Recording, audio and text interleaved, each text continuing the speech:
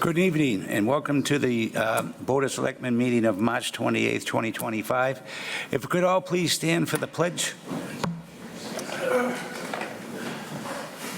Pledge allegiance to the flag of the United States of America and to the republic for which it stands, one nation, under God, indivisible, with liberty and justice for all.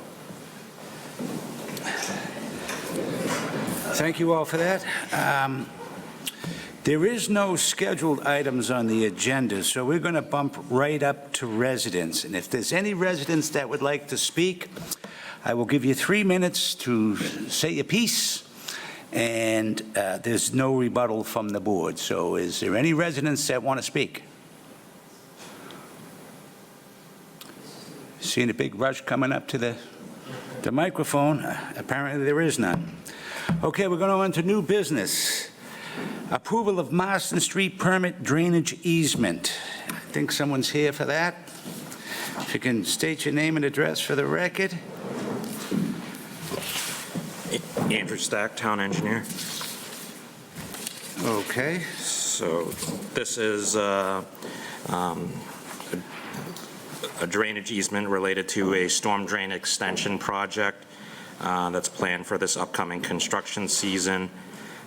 The property where this easement is being granted from 18 Van Buren Road has some existing drainage infrastructure on that property, which is going to be replaced as part of this project.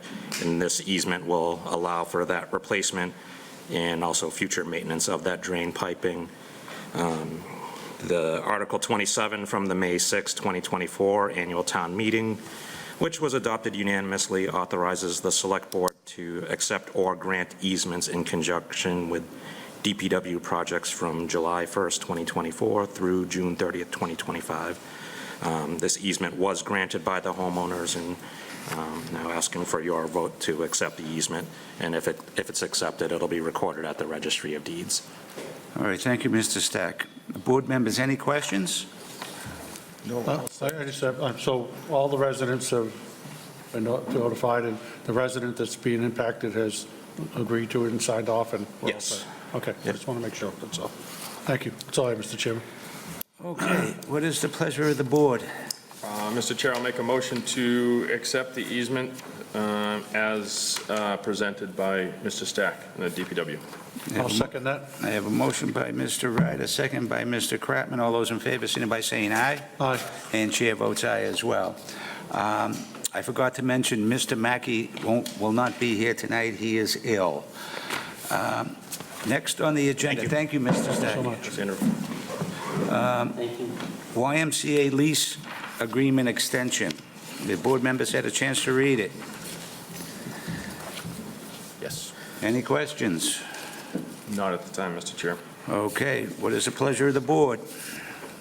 I'll make a motion to approve the lease agreement that goes from April 9, 2024 to April 9, 2025, and extend the term to April 9th of 2025, and terminates on April 9th of 2026. I'll second.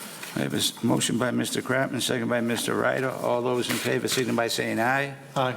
And chair votes aye as well. That's a 3-0 vote. Okay, next up, water and sewer rates. That's going to turn that over to Mr. Curran. Thank you, Mr. Chairman. So, taking the board's feedback from the last few meetings, I'm able to, I think, get very close to where you want to be, which is a rate of 6.5%, as opposed to 11.5%. So that's nearly cutting it in half. So the way we were able to do this, hopefully the way we'll be able to do it, is that the Board of Assessors has declared an overlay surplus, and so there's an amount of $800,000 that we will spread out over 2 years, and that will allow us to provide rate relief for those 2 years. That's important because those 2 years, the next 2 years, are very heavily impacted by the onset of debt. And what happens after those 2 years is that we'll be able to use the falling sewer debt to offset it rather than using overlay surplus. So what will happen after 2 years is we'll probably be able to get into the range of 3% a year for a good portion. This is projected out to 10 years, so it's in between 3 and 4% over 10 years. The further you get out, the harder it is to be a predictor. So if I was really good at it, I probably wouldn't be here, right? So, but I think that's good because it gets you very close to where you wanted to be. I think, Mr. Ryder, you wanted to be at 6%, you get down to 6.5. And what I did was I highlighted this in the package. If you look at what's in the red, that's why I don't want to go any lower than that, because that red signifies we're kind of below where we want to be for a target for our own retained earnings, which is below $1 million. So we'll actually catch up to that in year 3, but I don't want to go too close to that margin. So I wanted to leave a little bit of a buffer. I was going to try to go down to 6, but it was a little bit too close for comfort for that. So I stuck with 6.5.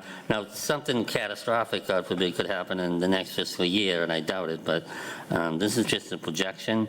But it looks, we can reasonably say that we can project that the rates would be 6.5 this year, probably 6.5 next year, and then down from there.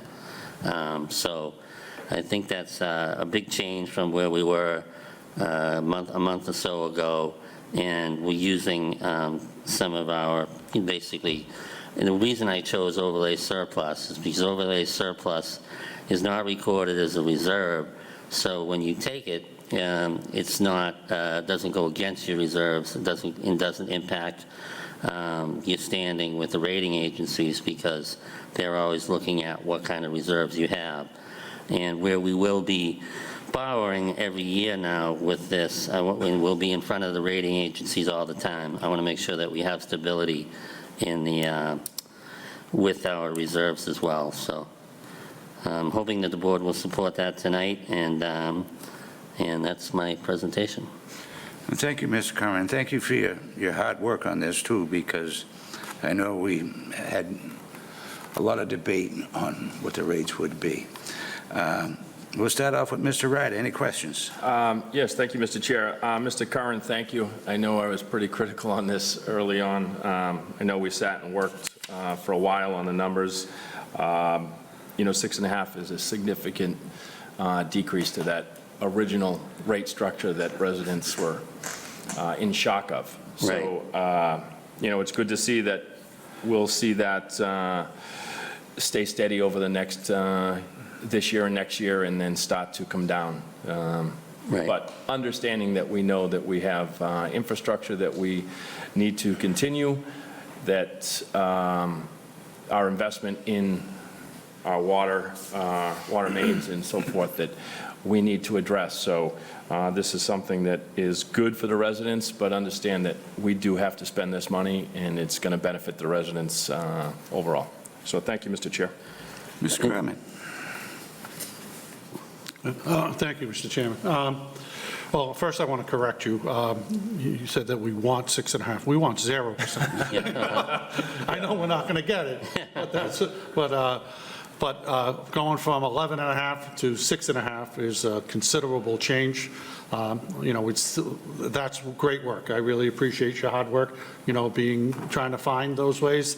We're making a significant investment in repairing our water lines. So I understand there has to be some cost involved with it, but, the 11.5 was not acceptable to any of us, and it's not something that we plan on being acceptable anytime soon. So working for 2 years, I know you're saying 6.5 this year, maybe 6.5. We found a way to get it down this year. I challenge you to continue to see if you could get it maybe to 6 or, around there, because you were thinking about it this year. See if we can get to that for next year, and then we drop from that down to 3 or 4%, and continue with the repairs that we're doing. We're spending quite a bit of money fixing our water lines. I would hope that, the brown water will start going away. I know our DPW has been doing an excellent job of, once we have water main breaks, of flushing the lines to take care of that. And we're also making an investment in checking these water lines to see where the leaks are.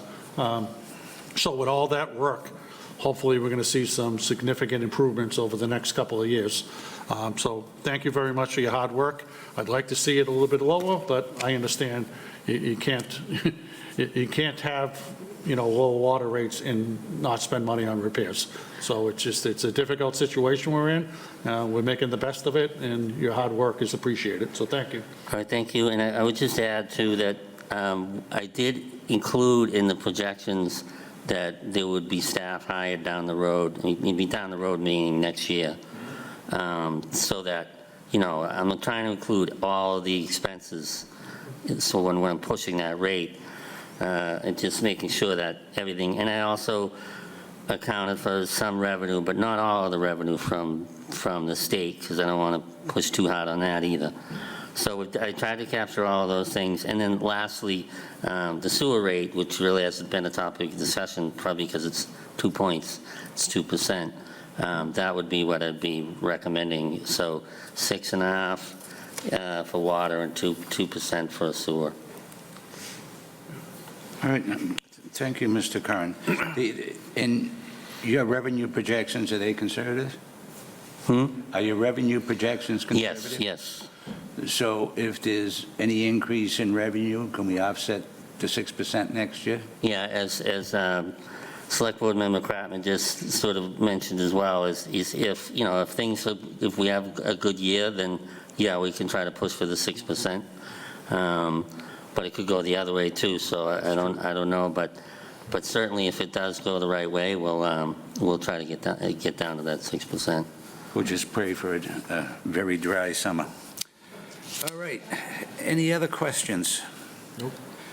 What is the pleasure of the board? Mr. Chair, I'll make a motion to accept the water and sewer rates of water being 6.5% and the sewer being 2%. I have a motion by Mr. Ryder. I'll second that. I have a second by Mr. Kratman. All those in favor, signify by saying aye. Aye. Chair votes aye as well. Thank you. Thank you, Mr.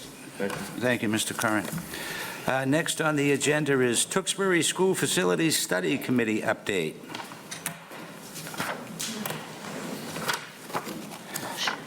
If you can come up and introduce yourself for the record.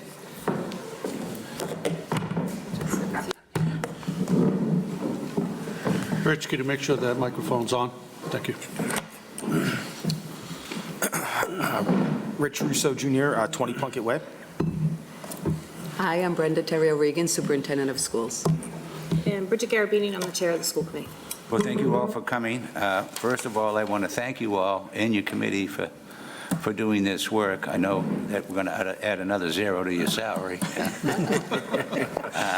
So I'm going to turn the floor over to you, Mr. Russo, so you have a presentation for us, I believe. Yes, we do. Thank you, members of the Select Board. Mr. Curran, thank you for having us this evening. Our committee, which was sort of born out of the Select Board, so just a few slides to share with you all tonight.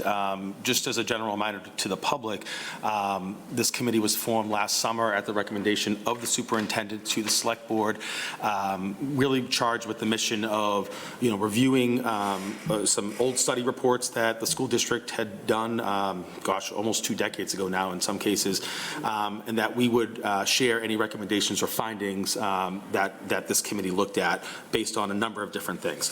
So that was the mission of this committee. For those sort of following along, these were the members of the committee. We had representation from various stakeholder groups, select board members, myself and Mrs. Garabedian served as school committee members.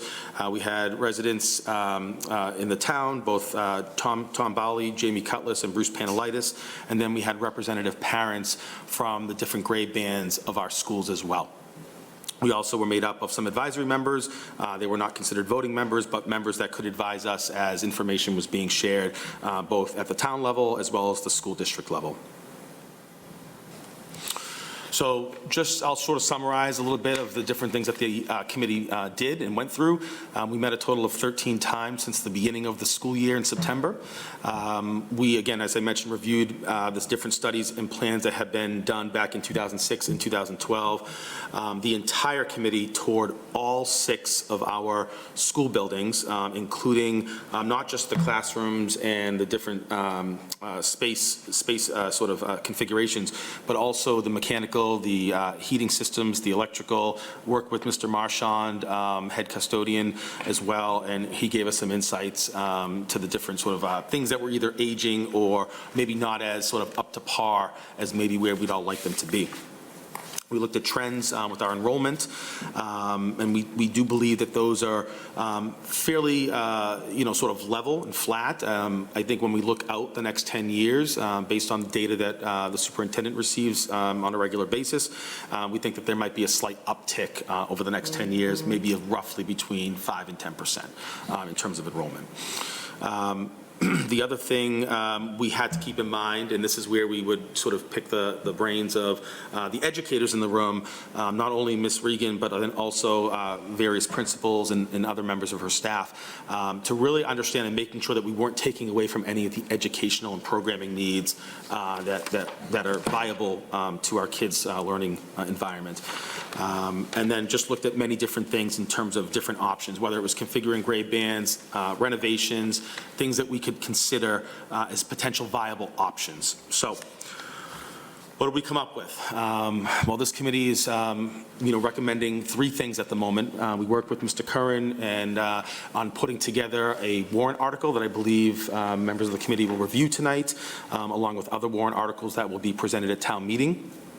What this warrant article will ask for is, I believe, $300,000 of funding for a assessment study that we would like potential RFP, potential consultant to come in and look at the options that this committee put forth. We were brainstorming one day, we came up with roughly 12 different options, and we narrowed and whittled this down to 5, based on just different aspects, whether it was configurations, ballpark estimated costs, what's good for students' learning environment, what's going to make sense from a culture, staff standpoint, so all different things that we were considering.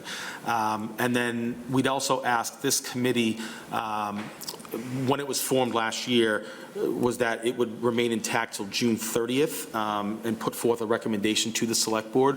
What we would ask in conjunction as a part of this recommendation is that this committee remain intact through the assessment that a potential consultant would perform, again, assuming it receives funding at town meeting, that this committee would remain intact through 60 days beyond whenever that assessment is complete. Again, I think most of the work is complete from the committee's perspective, again, the Facility Study Committee, but we do believe at some point it will make sense that this committee meets with the consultant to kind of walk through the different options that we believe we want them to sort of focus on from their scope. And then ultimately, once they come back with, that assessment, we would like the opportunity as a committee to, understand that, ask questions of that, and ultimately that's going to hopefully be a report that will go to in front of you guys as a select board, in front of the school committee, and then ultimately, hopefully, potentially the residents. So for everyone that's sort of following along, these were the options that the committee sort of narrowed the focus down to. Couple different things here. These are in no particular order. This was more just people's opinions on the committee. But the first would be to construct an addition at the Wynn Middle School to accommodate a campus of 5th to 8th grade. I think a lot of the feedback that we get in this town is that there's too many transitions. So what this sort of aims to do, sort of keeping pre-K at the Heathbrook, which would require its own set of things to be done to that school to get it up to par, would keep sort of the K through 4 elementary at the Ryan Center campus, would keep a middle school campus at the Wynn Middle School, and then of course would keep our high school campus intact. There's a couple different other options here. The second one here, bullet here, is to construct a new school that would house pre-K through 1. For those that, again, were sort of following along, at one point when the Center Elementary School was being thought through, the intention there was to put 4 elementary schools worth of children into the brand new school, and unfortunately MSBA said that just wasn't feasible given the size and what we were looking to do in terms of student enrollment. So this would potentially take those aging schools that both Heathbrook and Dewing offline.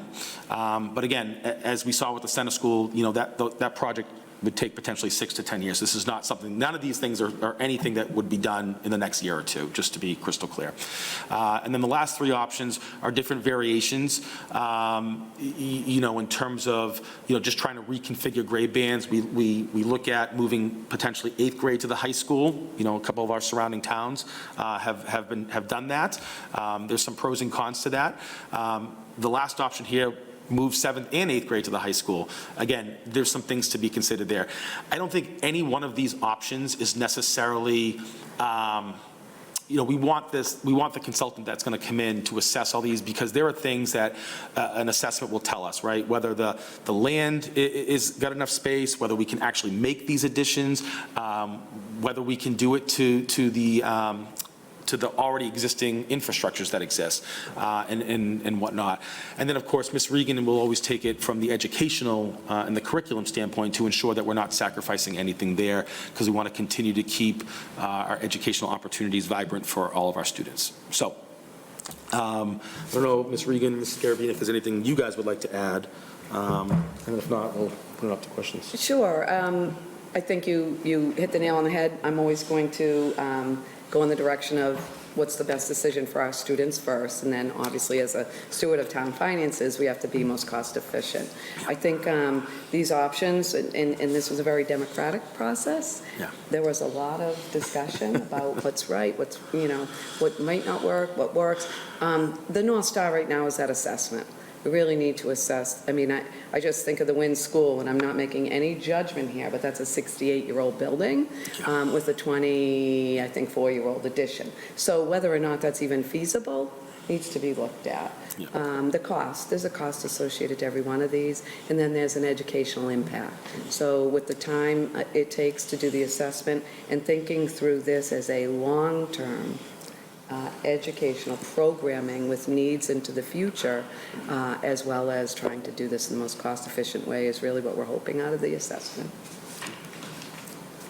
I think one thing I would like to really say is I appreciated the composition of the committee. I appreciate Mr. Curran's input coming into the committee kind of midway through.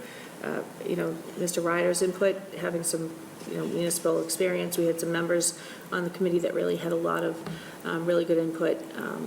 Certainly Mr. Penelitis has a lot of experience in this realm, having Mrs. Terry Regan been through many building remodels, Mr. Cutlass as well. So I think we had a really great makeup on our committee. So I want to say thank you for the time that everybody put in on this committee. It was a lot of work. So I'd like to say that publicly. May I correct myself? The Wynn is 63, so it's much younger than I first commented on. It's hard to believe, but 63. So I think this was a lot of work, but I think the one piece too that we didn't mention was the fact that by asking for this warrant article, the professional might have some thoughts that none of us thought about. And I think that's the bigger ask here, is that Yeah, I think they might be outside of the box for all of us. Right. if there's any experience I've had in this process, and I know some of you have as well, is, you go into it thinking one way, and then these studies and, varying costs and whatever, you come out with maybe plan, F, rather than A, B, C, D, E. So we don't know that until we have it looked at. Right, but I think the focus here was to narrow it down so that we didn't have such a large scope where we would need, additional funding potentially that was above and beyond what we would ask for at town meeting. So that was the rationale there. Well, I think the idea of hiring a consultant is actually a good idea, because, and before I continue, Yep. I want to let the audience, we are not building a new school, so everybody hold on. Or doing Yeah. any of these, for that Yeah, matter. right. Doing any of No, these, we this is just a discussion. had to do due diligence. That's right, and you were actually charged with that due diligence, and you did a good job at it. But I just want to, for the audience at home, this is just what we're looking at. We're not building a new school, your taxes aren't going up for a new school. But hiring a consultant, he might also, or she, or whoever it happens to be, might have ideas on how to finance it, whether it's MBCA or whatever that organization is, or even how to get the consultant fees paid. Yep. Yeah. Exactly. With that being said, I'll turn it over to Mr. Kratman. Well, I want to thank you all. I think, we selected this board, and everybody came together, and I think we did a really good job selecting everyone, because everybody in the town's voice was kind of heard. We have a lot of people, we have a lot of young families that are concerned about their kids, going into older grades, trying to merge them together. You got a lot of seniors concerned about their taxes and how they're paying for it. So I think this shows that you've done your due diligence to try to find ways to make this work. Just being a father and having children that went through the school system, I'd have concerns looking at this. And thinking about, my kids. I know that big leap when you went from the fourth grade, that was the big thing, and then you went into the big kid school, and then all of a sudden, but then jumping into high school is a whole different ballgame. It's just, and so merging 7th and 8th grades, I don't think as a parent I'd be probably in favor of doing that, but like I said, it's worked in other places. I'd listen to everyone. I'd like to see all versions of it, but that's what we're bringing a consultant for. I don't like spending money on consultants unless we're going to get something from it. It's sometimes we do studies, and then that study isn't used. And that's always frustrates me. They spend $300,000 and then we don't use it. But these schools are in really old condition, so they'll do an analysis of these schools. So if we do anything at all, at least we'll get something of what they can build, what the maintenance is. I always tell everyone one of the best, investments we've made is when we hired Vinnie Bormel, because he goes around and he looks at all the infrastructure that goes around. I know the schools does their own thing, but having somebody that goes around and looks at every town department and roofs, windows, things like that is something that I always think is very valuable, because we've had boilers, we've had roofs, we've had things that have gone. I know you do your due diligence of what you can, and we're spending a lot of money maintaining old schools. So we have to kind of come up with, all right, we're spending, we got drafts, we got leaks, we got windows that are not, we have doors that don't lock. I know we've made a lot of investments in those things. The world is a much different place than it was 20 years ago. So I appreciate all your hard work. I think we got a lot of work in front of us. The only thing I have is I've talked to a lot of parents, and they say like the high school ages, we're not at, there's not like, it's not at capacity, but the younger ages are coming up. So is that something that it's taken in this consideration when we're thinking about it, moving in the future? It's like, are the younger grades really going to start filling up these? And then, what should we expect behind them?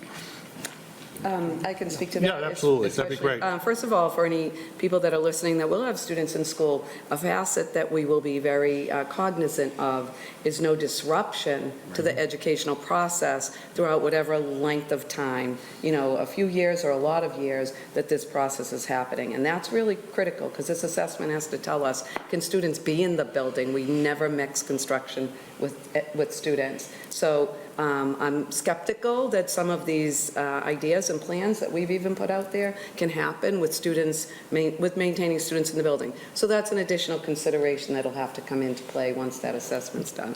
But with that, we're seeing a nice bubble of our early childhood grades, which is fantastic. But that means that the center school already, and luckily we planned for a little bit of growth even at the capacity, and we're definitely, we're at that, almost right at the capacity at this point. So if we see another kindergarten class, right now with our census data and students in preschool that we have in the town of Tewksbury, we're seeing another class of 309 if they all register. That's great. So if we continue to see that, yes, we're filling up. The difficulty is, and there's a great analogy that if you like it, I'll take credit for it, but it really comes out of Ms. Garabedian, and that is the capacity of a restaurant, for example. A restaurant has to have restrooms, kitchen, dishwashing equipment, a bar probably, right? Or someplace to serve people while they wait, a waiting area. And maybe their capacity is 200 if every single seat at the table were taken. But all the parties don't come in 4s or 6s. They come in 2s, or maybe a 1, or maybe a 3.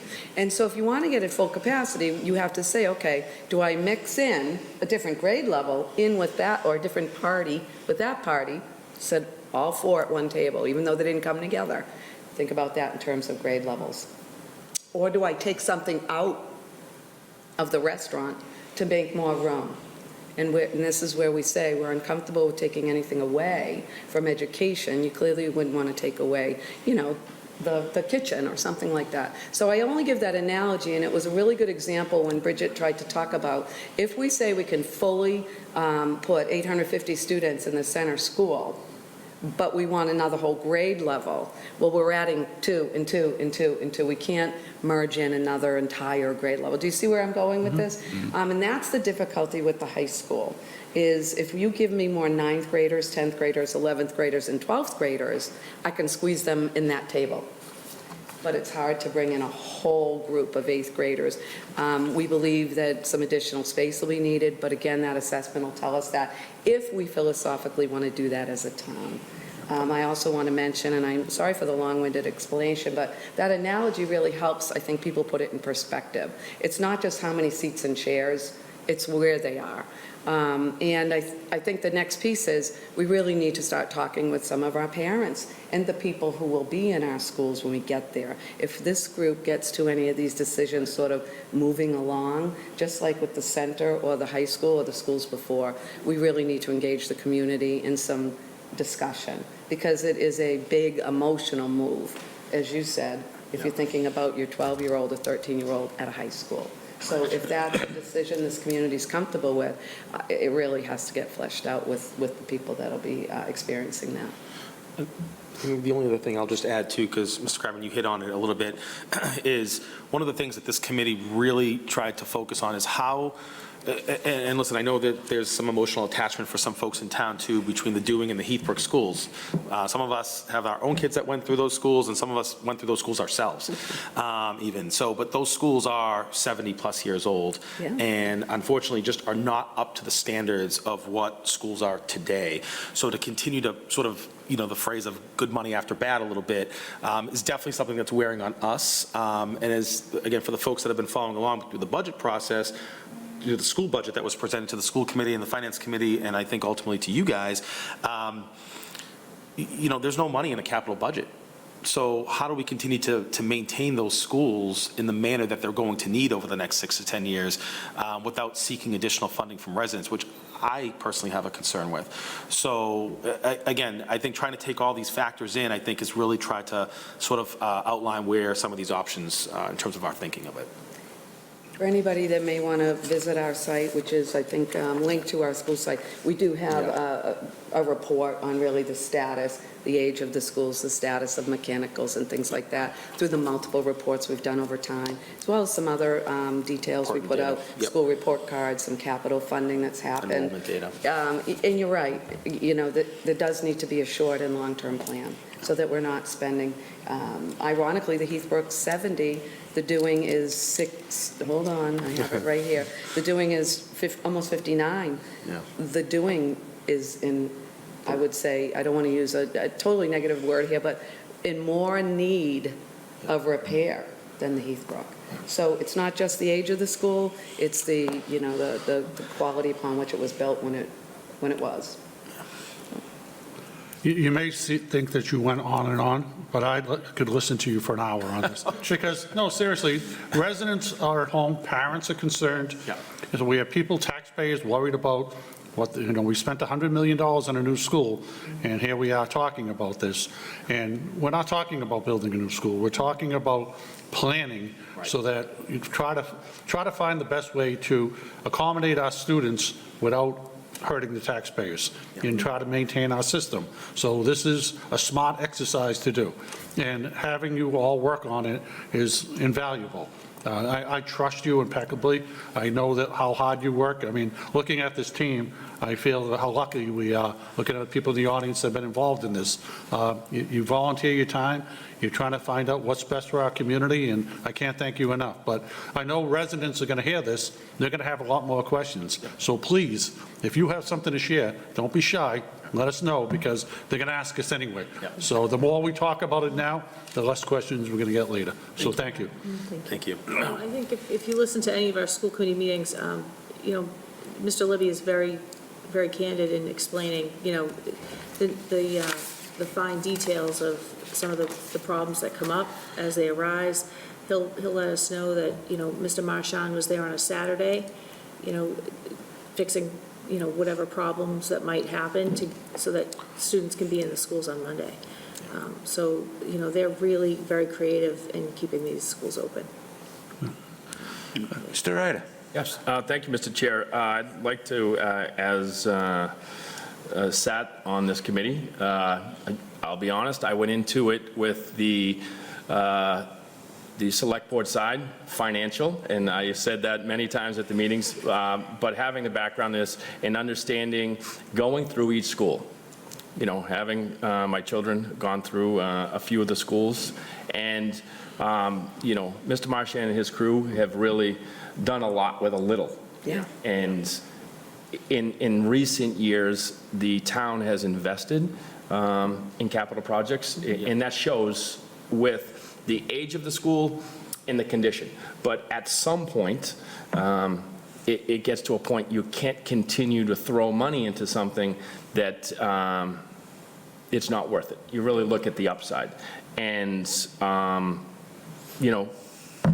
it was a mix of individuals that had a lot of experience from the college level to the municipal level to the education side, which was important because that really flushed out these 5 scenarios. And that's important to point out. These 5 scenarios were flushed out. There were a lot, and there were some strong opinions on things, but we have to look at this. And I urge residents to support this at town meeting, because this is how we get to the next step. This is the first step in many, just like the center school. But I think it's important that we start this process now instead of at a point when something catastrophic happens at one of these schools, the older schools, that now we're scrambling and we're adjusting kids and bus routes, and it just, that is not what we want to do. We don't want to disrupt the education portion. So kudos to the board as a whole. If you could just touch on for residents about the pre-K. And I think a lot of people are saying, oh, pre-K, I paid for pre-K. Sure. So from the state level, if you can speak to that, sure. As a parent who paid for pre-K and didn't have that, that is a different Yes. mindset from the state. So that's why a new pre-K is being recommended as one option.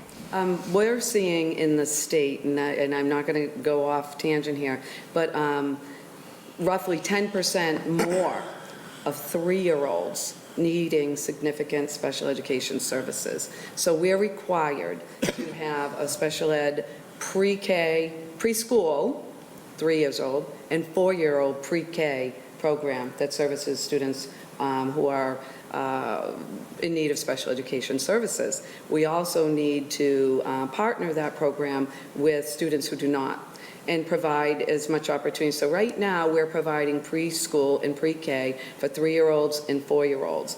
That part's required. We have about 150 students of our, let's say it's a 300 grade level population again. What the future holds is more students in early childhood education, pre-K. And we expect, much like we see in kindergarten, that we're going to see that grow, that requirement grow and grow. Now, it's a benefit to students that get into school earlier, not a whole day. We don't often do whole days for our 3- and 4-year-olds, but offer extended day if a family needs that. So we know when we look at our pre-K or preschool or pre-K programming, it's also less students in a room. So we talked at Finance Committee about big box rooms and little box rooms, less students in a big box room. So when we are looking at a pre-K facility, then people will say, well, geez, how come you can't fit 25 or whatever it is in a classroom there? Because the early childhood education requirements don't allow us to do that. So preschool is required. We do service many students with special ed needs and students without. The future of preschool, and I assume by the time we get to something, will require us to expand it or have the availability for that. Does that help? Yeah, that's perfect, because Okay. residents see that new Yes. pre-K and understand why. And this So is no, I a think that's important to. Very growing need, It is. for students with need at that 3, 4, 5-year-old level. And then also just from a public service and as a school committee member and somebody who, I think, when we think about what services we should be offering, I think we should be offering preschool to the community. I think when we see, families are looking for preschool, before school care, after school care in the community, and we have space in our schools, that's something we should be finding space for, finding programming, and we should be offering it in our schools. Yeah, and our students are much more successful. I mean, it's a no-brainer, really, in kindergarten, grade 1, when they've attended that preschool experience in their, homeschool.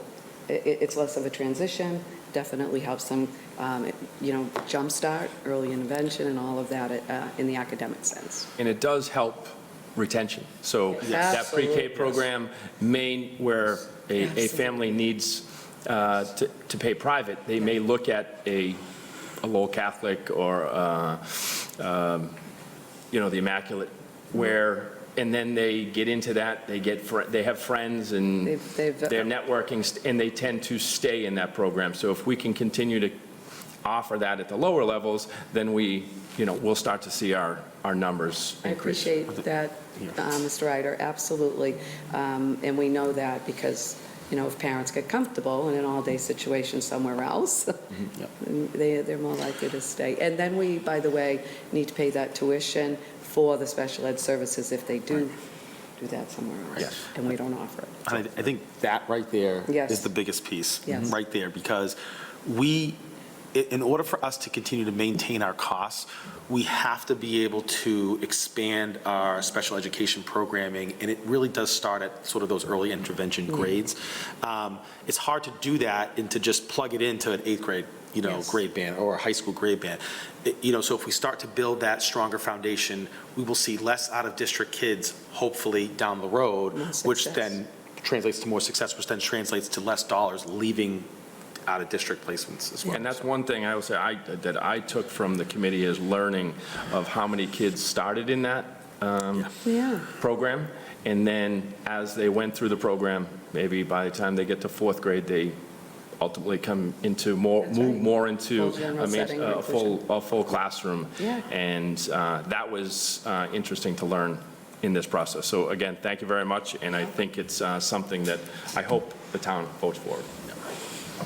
All right, thank you, Mr. Ryder. And again, I want to thank you and your committee. Did an excellent job. But before you go, you had something on here. Do we have to have a motion to extend the 60 days? Or can we do that at a later? That was going to be my one motion, Mr. Chair, to extend that. I didn't know how you wanted to take that, what order. We're waiting for Mr. Ryder, he's the vice chair, so I figured he'd make the motion. Well, and that was, it was something I think that the committee as a whole really wanted to see this through. So this, the committee, the TSFSC committee, tongue twister, sunsets on June 30th. So that's why the recommendation, along with the recommendation for the warrant article, to do the assessment, but also to extend the committee to 60 days after the assessment has been completed. Is 60 days going to be enough, or should we just extend it to like November 30th? Well, so I think, It's to the assessment, though. That once the assessment is completed, 60 days from the date of the completion of the assessment. So that gives Okay. us a full 2 months after, so we're not, if they run into a situation, we don't want to have to come back to the board and say, can we extend it again? Just wanted to leave it that 60 days after the assessment is complete, and that could run, if approved, the RFP process. You may have a firm on board July, Right, maybe. July, August timeframe, if everything works out, and they're probably going to need a good 6 to 8 months of gathering information, so Yes. you can see that. So that was kind of the reason why we wanted to do 60 days after. So I'll make that motion to extend the TSFSC committee to 60 days from date of completion of the assessment,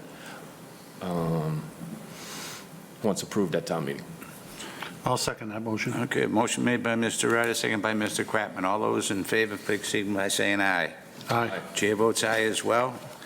Again, thank you and your committee. Thank you. Thank you for your commitment to staying with it Yeah. also. And just one final, was there any concern with the consultant meeting with the committee once and is that something? I would expect they would, you know. That That's, doesn't need a you vote, are, that's, okay. That's the way the warrant article's written up, by the way. Yes. Okay, perfect. Thank you. We have complete faith in you. Thank you. Thank you. Again, thank you. Okay. Thank you. Next on the agenda, Thank we you. have intermunicipal agreement weights and measures. Mr. Curran. All right, thank you, Mr. Chairman. A much less interesting topic, I would have to say, following education in the community to weights and measures. Anyway, this is a long-standing service that the town has done, and it's done many different ways. And of late, the last way we've provided this service was through NIMCOG, and NIMCOG is getting out of the sealer and weights business. So we had to find an alternative, so we were looking to partner with Chelmsford and also Westford, but Chelmsford would be the primary partner in that they would hire the employee of the sealer of weights and measures, and we would pay them an annual assessment. That would be $30,000. That's what this intermunicipal agreement calls for. And they would provide the services to the town, and it requires a vote of the board to enter into an intermunicipal agreement. And just to give you some, I guess, some context, this year we've collected roughly $7,000 through the service, and it's only, halfway through the year. Last year we collected just under $14,000. The year before that we collected $6,200.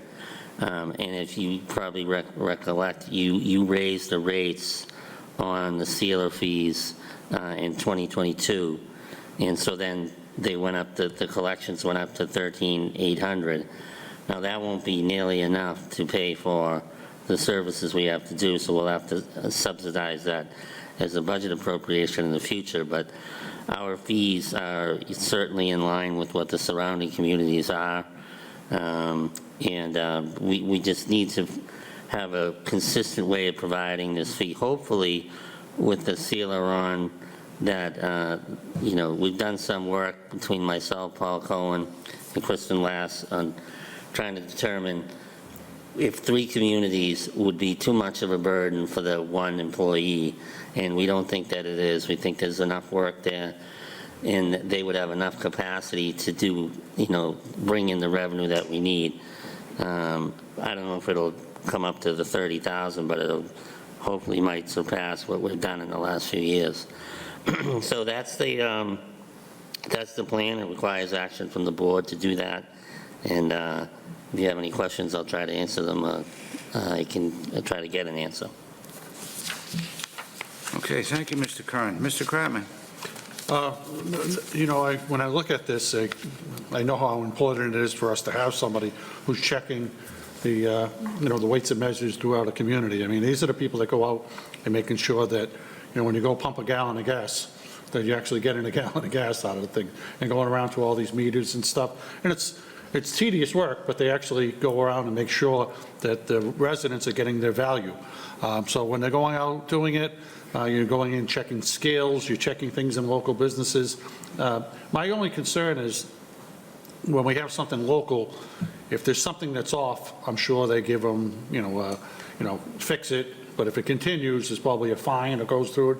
If there are something that's off, I mean, we're going to be notified, our community, like we'll get reports, even though it's being done under another, like a, multi-town, sailor, we'll still get if there's if there is violations, we'll be notified. Yeah, yes, we would be, and if there was any action that needed to be taken, it has to be taken through the municipality, through our municipality. So that sealer would go through us to do No, that. I just don't want a lack of, like, we notified Chelmsford, and then they forgot to notify us, that kind of thing. So as long as that's taking place, working, like, we have a couple of other, we have our, dispatches that work with different communities, that's working well. And I think this is something that we're paying a small price to merge with other communities that saves taxpayers money while providing the services they require. So I think this is a smart move, so thank you. Thank you. Mr. Ryder. Thank you, Mr. Chair. Thank you, Mr. Kratman, for explaining. A lot of people may not know what a sealer of weights and measure is, so I think that's important, that you'll see their sticker, whether it's a bright green or orange on the gas pumps or on the scales at Market Basket or at the butcher shop. So they're out making sure that you're protected and you're getting what you pay for. So I think this is a great agreement, and thank you for the work, Mr. Kern. Yeah, and I would just add, too, that it's an industry that's grown. I mean, it isn't just scales and gas anymore.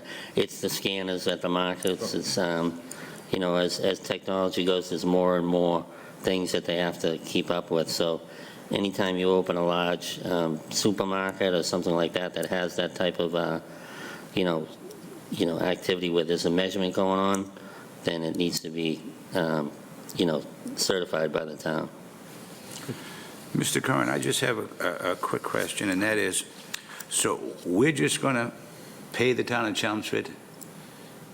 They're going to be responsible for the health benefits and, Yes. okay. And then So all the we have- revenues that are collected will come into the town of Tewksbury. So The revenues that are collected from the town? from the sealer. So the sealer, when they collect the fees, those fees go directly into the treasury of the town of Tewksbury. Right. I'm just concerned, my question being, we're not responsible for retirement? Nope. For health benefits? Okay, I think that it makes sense, Yes. because if we were, we'd be paying the $30,000 out of our pocket anyways. Absolutely. Or even more. Right. So I don't have a problem with this. What is the pleasure of the board? Mr. Chair, I'll make a motion to accept and endorse the agreement between the town of Chelmsford and the town of Tewksbury for the shared sealer of weights and measures. I'll second that motion. Okay, I have a motion made by Mr. Ryder, second by Mr. Kratman. All those in favor, sit in by saying aye. Aye. Chair votes aye as well. All right, next. Mr. Curran, annual and special town meeting warrant articles. So tonight we have the annual town meeting warrant. I don't have the special because we're still working on the FY25 adjustments, but that's much smaller than this. But I wanted to get this in front of you. The deadline's it's not today or anything. It's a little ways off, but I wanted to get it in front of you. This is my first warrant, so I was not planning on reading the whole warrant. I was going to go through the table of contents and go through each article just to give you the significance of each one and why. And I don't think there's anything on here you really don't already know about. But that's really what, in my experience, has been, it's important to make sure the board knows about anything that isn't really part of your goals and agendas. And I don't think anything in here really falls outside that category, with the exception of if somebody submits a petitioner's article or something like that. And the only thing on here, which I'll address, is it's a bylaw to amend the dog section of the bylaw. And it was precipitated by that recent permit where there's some confusion about the definition of a kennel. So Denise has amended it to clarify that. And that's really the only thing that doesn't really have a connection to the board in any way.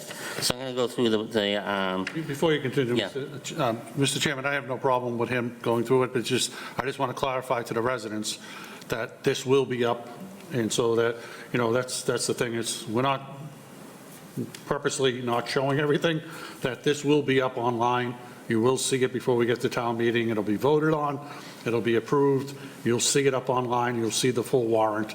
We mail it still to the Right. residents, so I just don't want to make it sound like we're doing a shortcut and we're not going over everything so residents don't get the information. We're just going summary of it because a lot of it you're going to get anyway. So I just want to clarify that. And Mr. Select Board Member Kratman, what I'll do is I'll make sure that this is posted as a draft tomorrow online. So, Excellent. yeah, because it's right here. Perfect. Yep. I have no issue with that, so. So this is a draft. So do we have to recommend adoption tonight, or are we going to do this at a different meeting?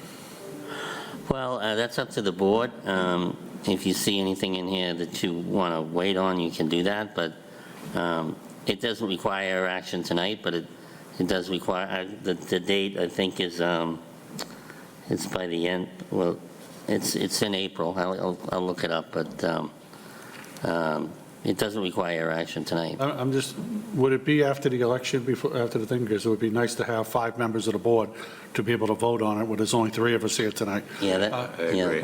I just want to make sure that, I know my colleague, Mr. Mackey's not here, but I'd like to have him have the ability to be able to, put any questions in, and we'll have a new member, hopefully, after April 8th as well. 5th. Okay, just give me 1 second. I'm just going to look up the date. Well, Mr. Curran is looking up the date. Eric, you want to change the meeting date? Yes, Mr. Chair, thank you. If I could make a motion to change the meeting of April 8th to April 9th at 6 PM. And the reason for that is Tuesday, the 8th, is the Chamber of Commerce Taste of the Town. And that's a big event for, I know board members, a lot of committee members go to that. And unfortunately, they are on the same evening. So if we could, the meeting of the 8th would only be a reorganization of the board. So if we could reschedule that. We also may have, depending on what this we may have to approve this. We could, as well. we ultimately could approve the warrant that night. So if we could change the meeting of April 8th to April 9th at 6 PM. Okay, I don't have a problem. That's the motion? Yes, please. I'll second that motion. I have a motion made by Mr. Ryder, a second by Mr. Kratman. All those in favor, signify by saying aye. Aye. Chair votes aye as well. Okay, Mr. Curran, Okay, back to you. all right, let me, Would we have, the question would be, would we have time on April 9th? To give do you the warrant. appropriate time to do that? Or do well, you need a vote tonight? let me ask you a question, since this is my first run here. Do you, there's 2 things that I've seen. One is you approve the warrant, and then also you recommend the warrant. So approve means it's just the warrant is accepted. Recommend means you actually recommend an article. Do you do both of those, or? We do recommend adoption, Yeah. and then we can go through each item. Prior to town meeting. Okay. But the warrant usually goes out first. It's like of what's going on, and then but my concern is because it gets mailed, will you have enough time to get it out to the residents? And that's what I'm looking at, the time frame. So, yeah, I think we will. I think April 9th, you still get till May, so we got a little bit of time to do. We got May 5th. So, okay. yeah, we got almost a month. All right, my thing's hanging up here, so. Okay, so I will at least go through each one of these, and a lot of these are just annual housekeeping items, starting with Article 1, which is new for me, is actually a section that references the election, which is not, so it's not really part of the town meeting, but that's referencing the election. Article 2 is something that you're required to do, set the salaries of elected officials. That's done annually, and it's not changed. Nothing's changed on that. Article 3 is consent calendar, and there'll be 4 articles that are on the consent calendar. And those are routine articles. One is to accept the annual report. The other is the lease purchase agreements, to allow the town to enter into lease purchase agreements. The next one is authorizing the annual acceptance of Chapter 90 funds. And the fourth one is reauthorizing the establishment of revolving funds. So that's Article 3. Mr. Chair, if I may interrupt for 1 second. Mr. Curran, under municipal modernization, Chapter 90 doesn't need to be accepted any further? Yeah, I mean, I never did it, and, I just know yeah, under the Municipal Modernization Act, Chapter 90 doesn't need to be accepted. It's now given. It's accepted Yeah. at the local level, non-town meeting. It's done administratively. So you know, continue with that, but I raised the same question because I never did it in Billerica. We never accepted Chapter 9. We just, you know. I've never done it either. And since, so I'll ask town council, Sure. and then maybe we can remove that article at town meeting. Thank you. And then Article 4 is the budget article itself, and you've been through the budget already for the most part. And the Finance Committee has gone through the whole budget at this point. Article 5 is the sewer enterprise budget, $7.2 million. And as you voted tonight, 2% will sufficiently fund that budget. Article 6 is establishing the water rate relief fund. That's the overlay money, which 400 will be voted right in the article for the sewer enterprise fund, and 400 will be put aside in an article for FY27, and a reserve fund for FY27. So that's how we're handling that. That's Article 6.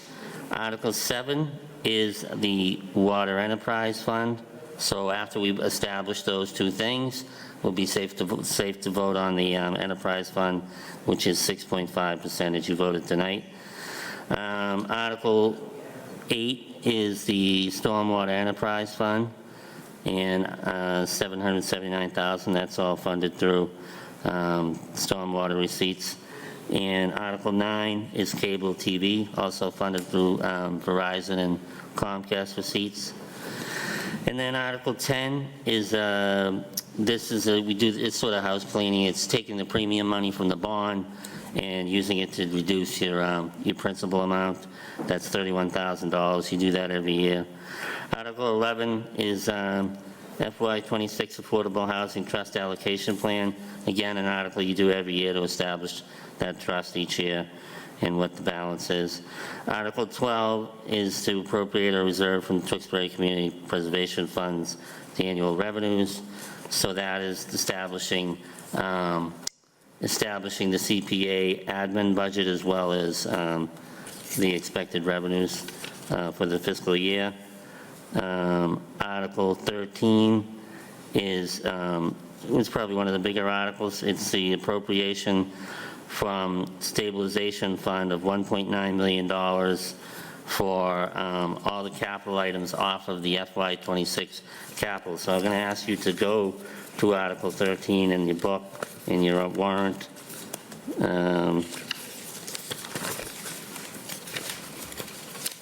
you can see on Article 13 that it covers, I'm just going to read through some of these things that are on the capital plan. And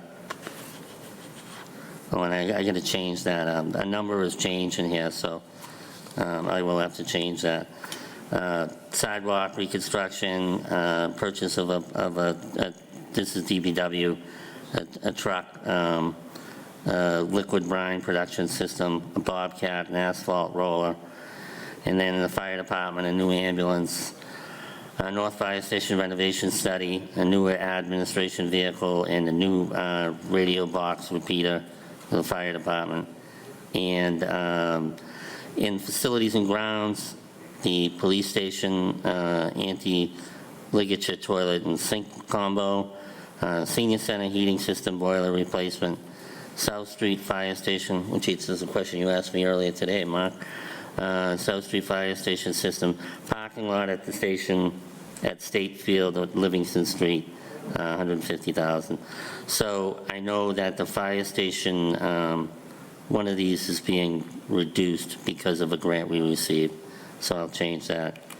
So that's Article 13. Article 14 is again a capital article. It's $123,000 from the stabilization fund for the school department to replace, upgrade wireless access points.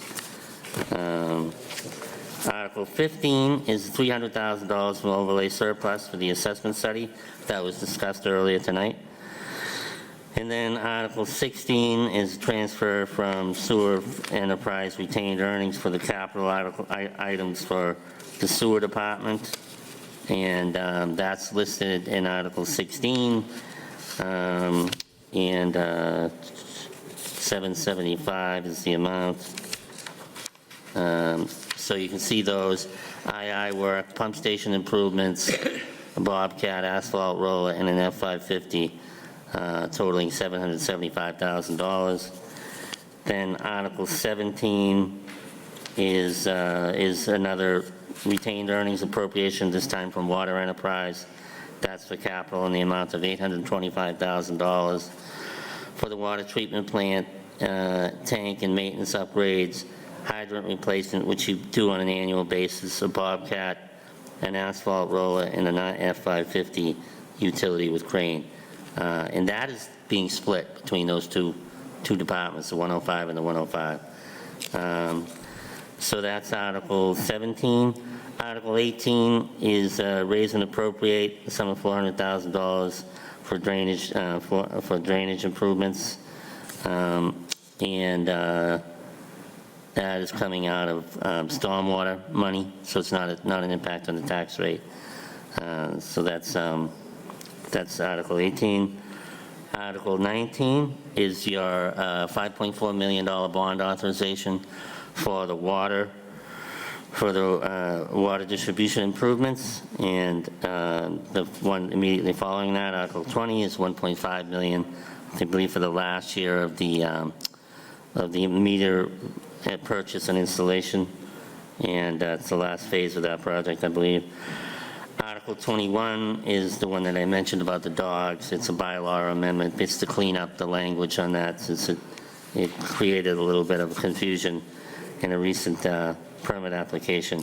And then once you get through those 21, it really gets into, the next one is what's going to be done on Wednesday night, which is all of the warrant articles, the zoning bylaw articles. And so starting with, hold on.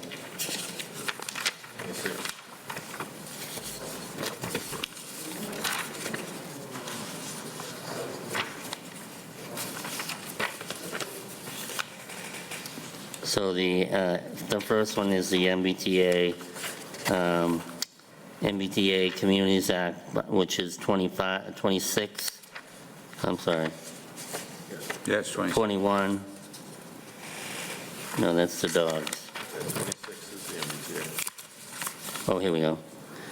Yeah, 26 is the first one, and then the map following that is 27. So the MBTA communities zoning language is Article 26, and the accompanying map, a zoning map, is Article 27.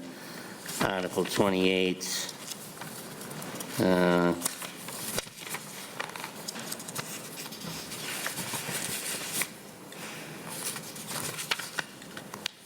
Here it is. Oh, this is the floodplain. This is a floodplain zoning article change submitted by the planning board, and it also has an accompanying map with it. I think this is the update of the floodplain based on the most recent federal FEMA region study. So that's 28 and 29. And then 30 is changing definitions. These are the few articles that Alex Lauder came in and presented to the board, talking about changing different uses by right that we think are the companies that are interested in coming to town, cold storage and data storage.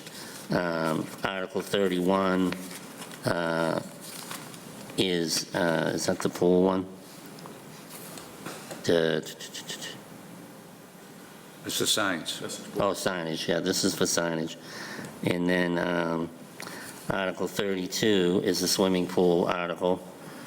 And then Article 33 is a zoning map article, the one that impacts the town center that Alex came in about, talking about changing some of the district lines in the town center.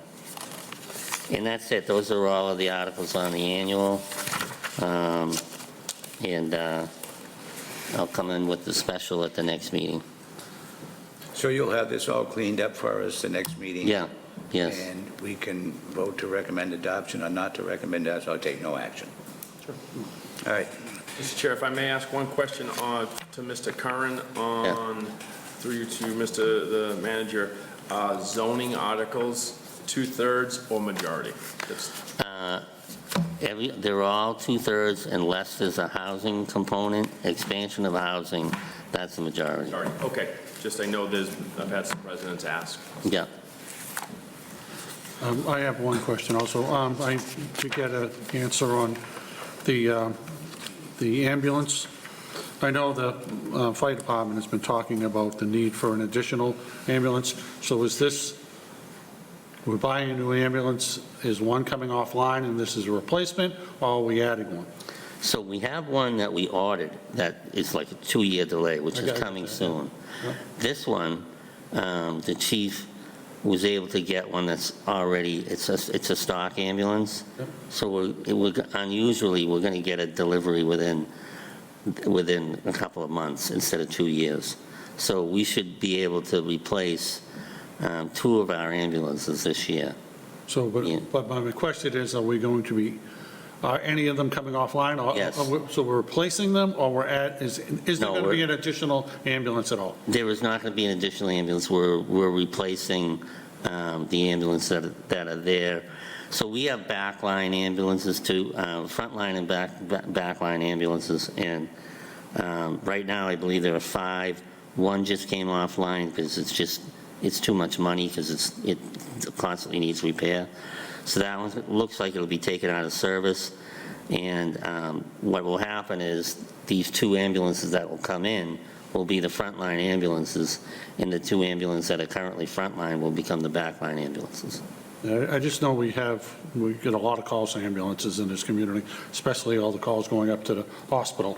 And I know we got some reimbursement for that, but I want to make sure that, we have the services required. I've been hearing that there's a need for an additional ambulance, and if that's so, I want to make sure that, what they get, they have what they need, that's all. I think that is a possibility in the future based on the activity that we might have to think about extending the time and/or bringing on another ambulance. Yep, okay, I just want, as long as we're looking at it, so thank you. Yep, thank you. Okay. Town manager reports. Mr. Curran. All right, thank you. Oh, you know what?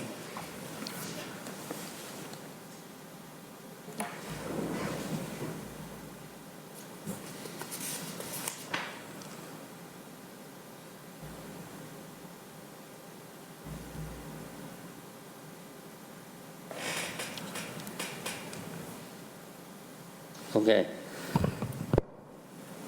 So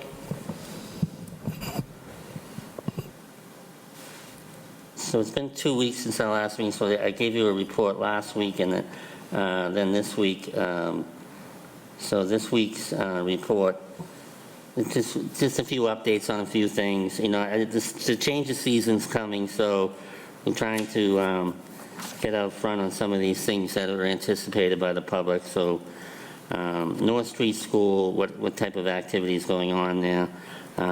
So there is still training that's going on that site.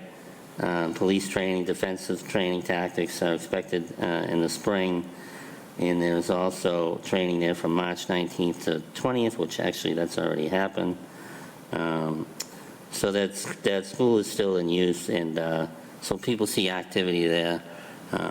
I know the police are using it. I know that the school is still using it for cheerleading activities. So that school is still being used for different activities. Splash Pad traditionally opens the last day of school. The last day of school hasn't been announced yet. I don't want to jinx anybody, but if it were, it looks like around June 17th, pending any other weather events. So I think that the Splash Pad will open the day after, June 17th. But we will put something out as soon as that is memorialized, which I think will be sometime in early May. DOT work on Route 38. So as I drive in every day, I see that they're working down in South Tewksbury. They're putting in sidewalks. There's an issue there where we have, that we didn't know about that work until March 14th. And so that doesn't give us a lot of time to, well, A, be prepared for it, and B, to collaborate with the state if there's any work that needs to be done on 38, which in this case, there is work that needs to be done on 38. So I'm reaching out to Mass DOT to try to get a meeting with them to talk about this project and some other projects. And I had the same issue in Billerica where, I think a lot of times DOT is, just like anyone, they're moving projects ahead of trying to be so that they can spend all the earmarks that they have. And so projects all of a sudden get moved right to the front. But we want to try to be a little bit more aggressive about getting in early with the state so that we can address these issues that come up, like work that needs to be done in the right-of-way by the town.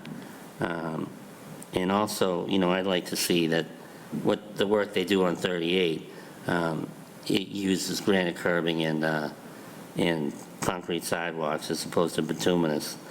So far, it looks like that's what they've been doing, but I just want to make sure. So that's a concern of mine that I'm trying to address. And then we did have a CPC meeting. That was a good meeting. It was a light agenda, and there was some discussion about, whether they should look toward moving money over to the Housing Trust in the future. I also let them know about some possible work that might be looked on at the East Street Fields in the fall, but there's nothing on the warrant this spring for the CPC. Tree City USA, I just received, after I wrote this, I received word that we have been accepted by Tree City USA, so that's good news. Finance Committee, all the budgets have been reviewed by the Finance Committee. I had Vinnie Baumel go around and make sure all the flags were up to date, that they were, they weren't tattered flags, and also making sure that the North Street Trahan schools don't have flags in front of them at this time. So that's what I have. If you have any questions, I'd be happy to answer them. I just have one question. Have we heard from the hockey school for the North Street? I have not, but I'll reach out to them again and see if I can find out where they are. Because I think we need to move that along, either put another RFP out there or something, because I don't want this school to be there for 10 years and nothing getting done. Okay, I'll reach out to them tomorrow. That's all I have, Mr. Curran. I have a question. So thank you for putting that together. I know we got a couple of calls on the flags and the other things that we're looking at. I know we got some grants that'll lower that budget. That's very helpful. But I did get some correspondence right around the transition was happening when Montour was leaving and you were coming in from the cheerleading group. They run a program out of there that's very successful. They went to the Nationals. I think they came in 4th. They did a great job. A lot of kids use that school. So I would like to sit down with them again to find out what their needs. I know there was a discussion about that they could work in the schools, but from what I understand, half of them would have to go to one school, half of them would go in. I don't think that's going to work for them. We have an empty building. I'd like to, if we have the ability to allow them to continue to use it, because it's a very successful program. The kids use it. We have a town building. Let's let them use it while it's still available. But I want to find out how we can continue to work with them to make sure who's letting them in, who's letting them out, and that kind of stuff. And then the need of the school. So, I mean, we just had talking about a school facility, looking at what we have for uses, my thing is that, if something's going to go under construction, and then I don't know how long, but I mean, it may be 5 years, maybe 10 years, but, I don't want to get rid of a resource of something that we may need in the future to storage or as a construction area or whatever may, and we're talking about a pre-K, if Hockey Academy isn't going to use it, then there's a lot of other uses that we can find for that building. Maybe we have an extended, we lease it out to somebody for daycare. Maybe we find some sort of usefulness that adds to our community rather than having an empty building. So I'd like to look at every option. I'd like to go into the school, find out what's left there from the school department, what they need to have there. I know we're building the new DPW and school facility building, so they should have plenty of things going on there. That means this fire station will be empty at some point as well. So we have a couple of buildings that we have to come up with some answers, and I'd like to look at every option as possible. So we get some work in front of us. That's all I have, Mr. Chairman. All right, thank you. Anything, Mr. Ryder? All set, Mr. Chair. Okay. Thank you, Mr. Curran. Now we're going to be moving on to Town Council invoice.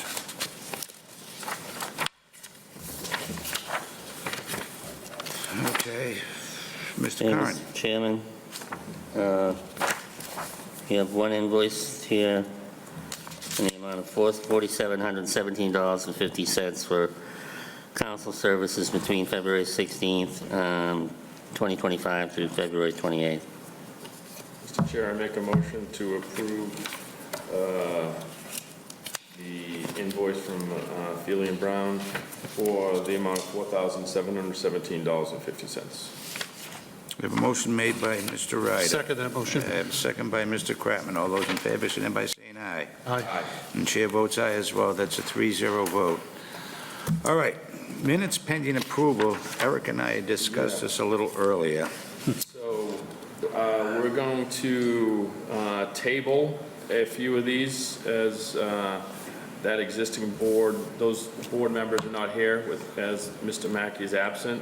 So we will take, I'll make a motion to approve April 23rd, 2024, May 2nd, 2024, May 14th, July 23rd, August 6th, September 10th, October 22nd, October 29th, and February 11th, 2025, to make a motion to approve the executive session minutes, and the others will be taken up at another meeting.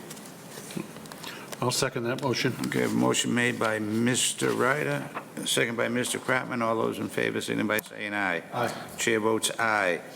So the September 19th, 23, December 19th, 23, January 9th, 24, January 23rd, 24, February 13th, 2024, March 12th, 2024, March 19th, 2024 will be tabled to a future meeting.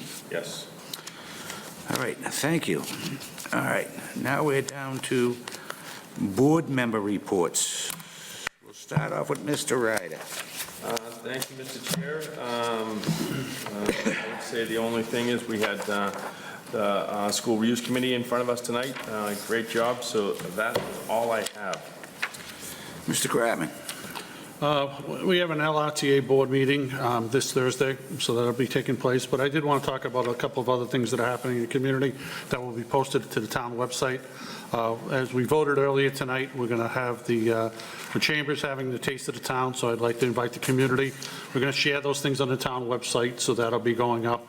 The Chamber, we run the Taste of the Town, we promote local businesses, and all funds go to scholarships in the community. So that's a very worthy cause, and we want the residents to be aware of it and join us if possible. I'd like to thank the restaurants that are taking place in that.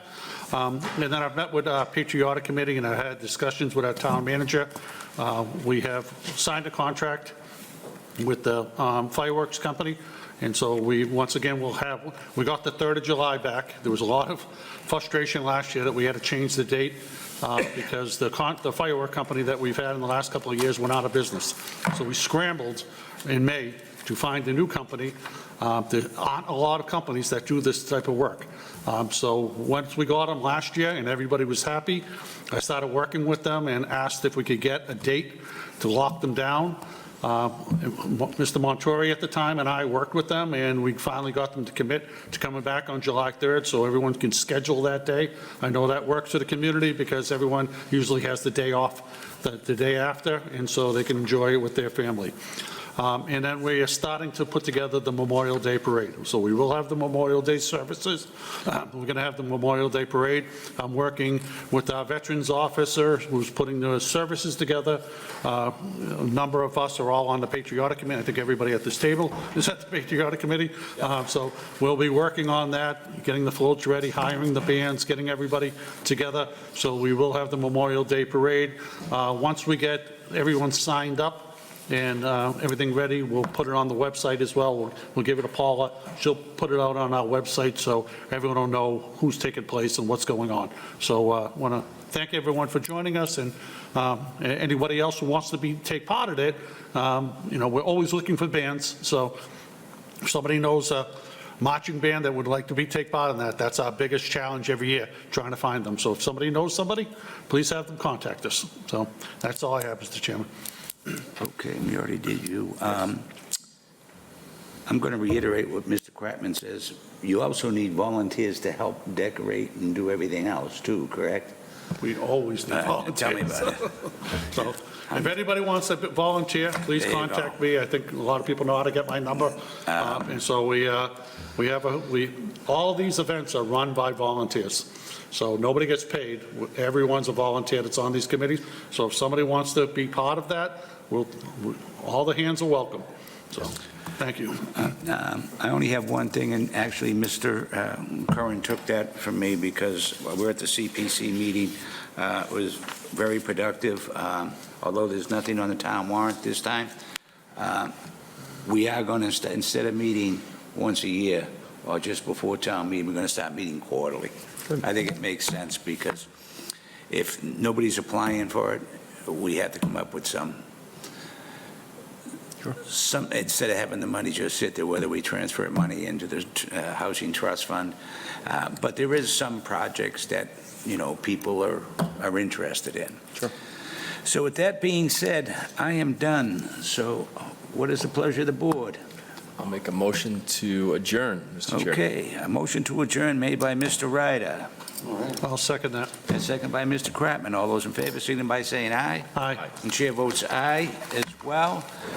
Good night, Tewksbury. Our next meeting is on April 9th Correct. at 7 o'clock. 6 o'clock. At 6 o'clock. April 9th at 6 o'clock. Yes. Good night, Tewksbury.